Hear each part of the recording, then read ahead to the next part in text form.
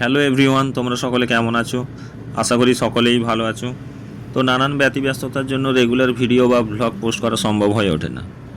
তো এবার থেকে চেষ্টা করব উইকলি অন্তত 4 থেকে 5টা ভিডিও পোস্ট করার। তো যাই হোক, আমার ডায়েটের মধ্যে এগ, চিকেন এগুলোই বেশি থাকে।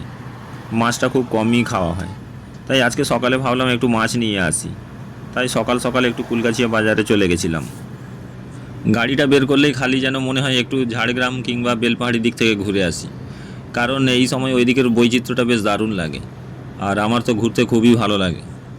তো যাই হোক, কিছুদিন বাদেই একটা বডি বিল্ডিং কম্পিটিশান রয়েছে, সেই জন্য ডায়েট এবং ওয়ার্কআউট একদম প্রপারলি ফলো করছি। আর এখানে বাজারে এসে আমি সপ্তাহখানেকের মতন মাছ নিয়ে নিলাম। তো এখন এগুলো চলুক। তো এই ভিডিওটা আজ এ পর্যন্তই থাক, আবার দেখা হচ্ছে নেক্সট ভিডিওতে।